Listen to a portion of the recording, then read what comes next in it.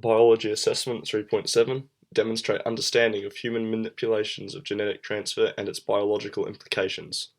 For this assessment, I will be focusing on selective breeding and CRISPR-Cas9 systems.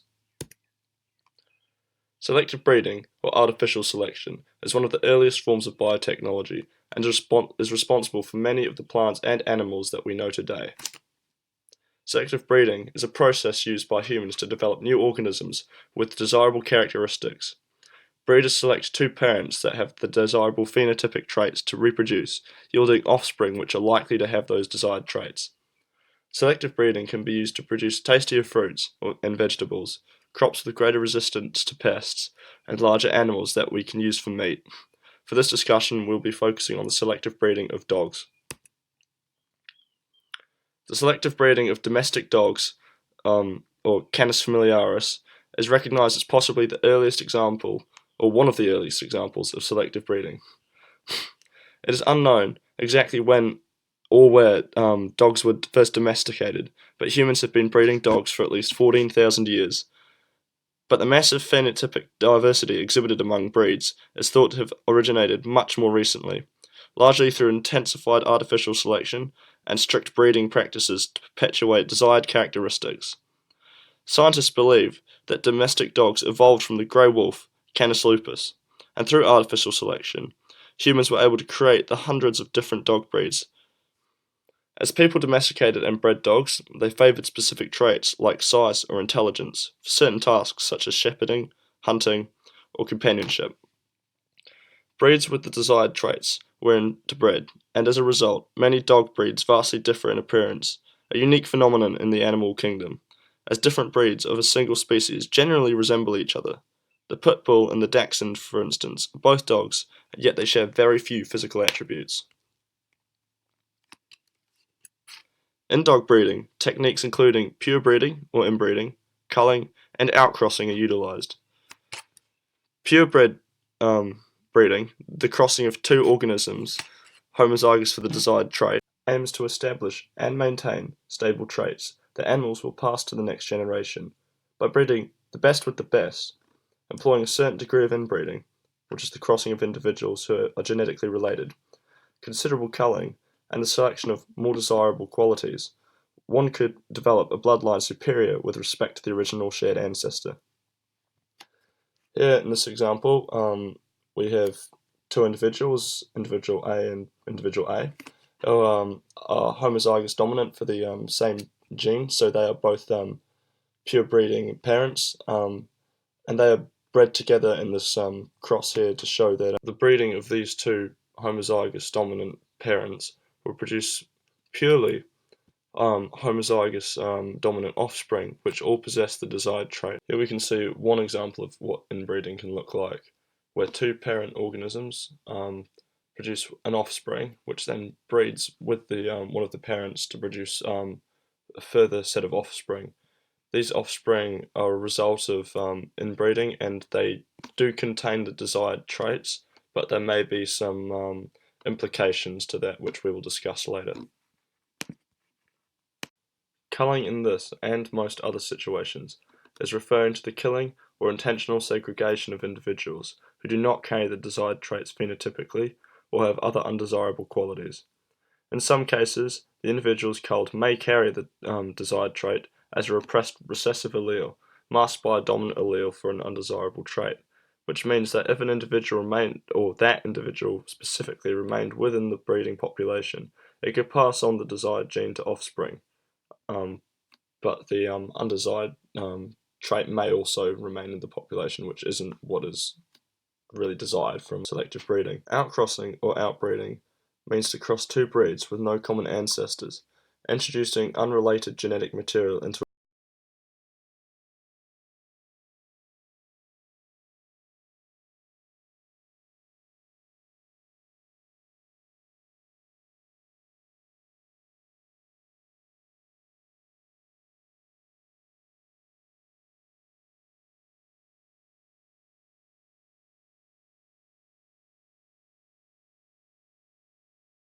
with the recessive traits.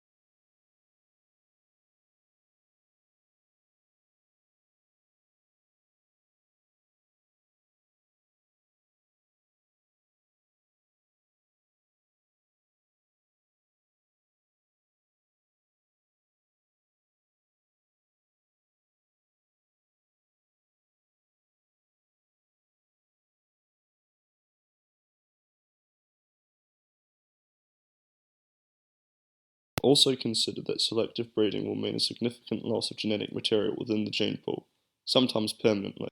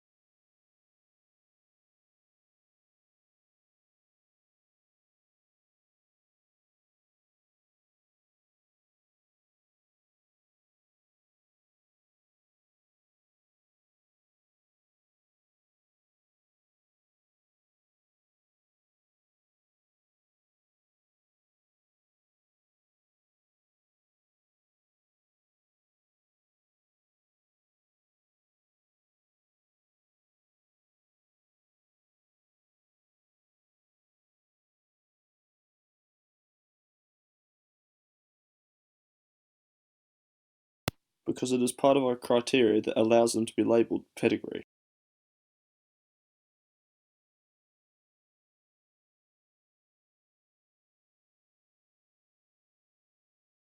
Moving on to CRISPR-Cas9 gene editing systems.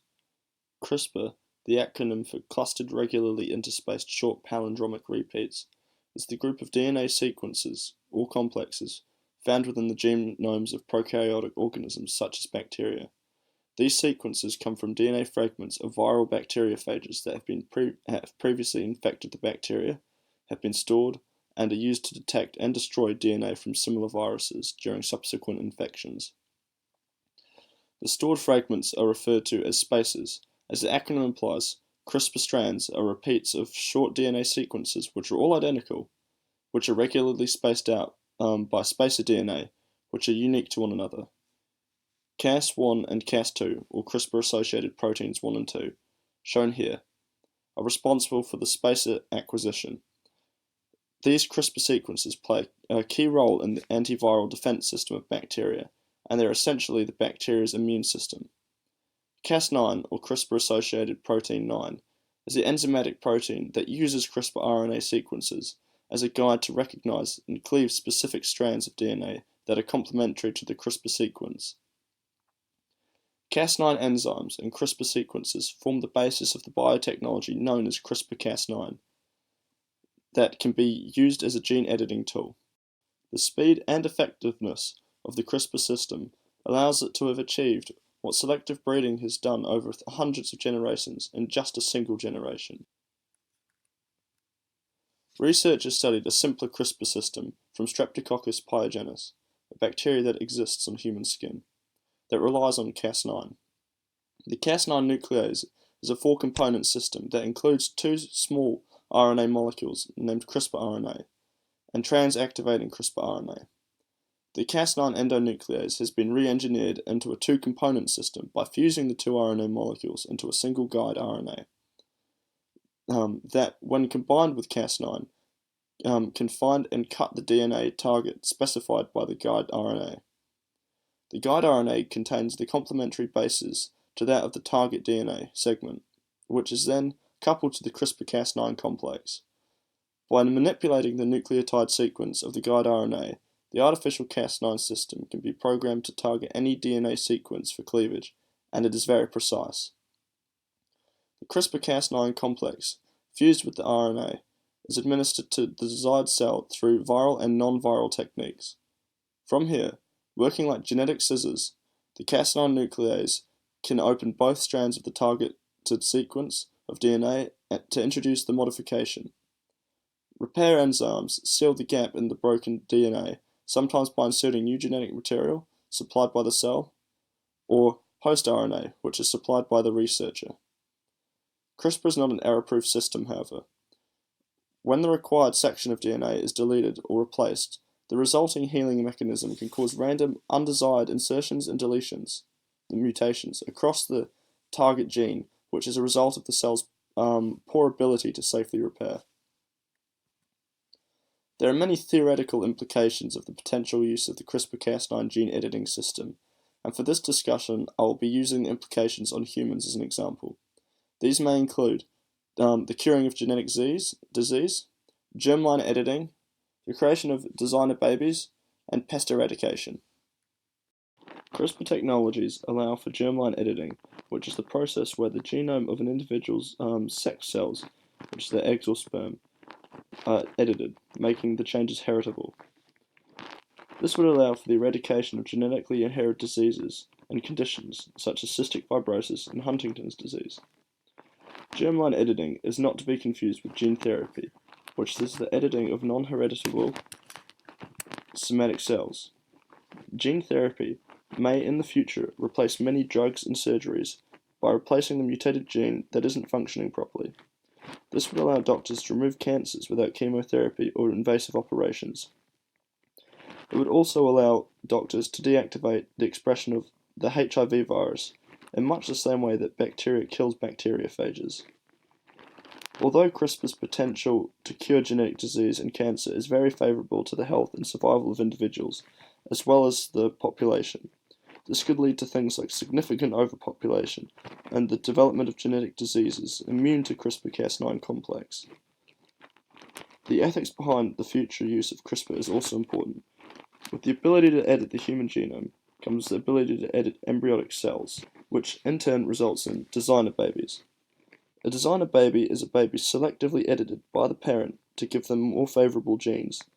This can be changes made to eye colour or hair colour genes, or to more complex sections of the DNA strand, for instance, where it codes for metabolic rate or muscle development. This would lead to the rapid development in humans phenotypically and huge advancements in modern warfare and our ability to inhabit different environments. Consider this as a fast-tracked version of evolution to meet our perceived needs.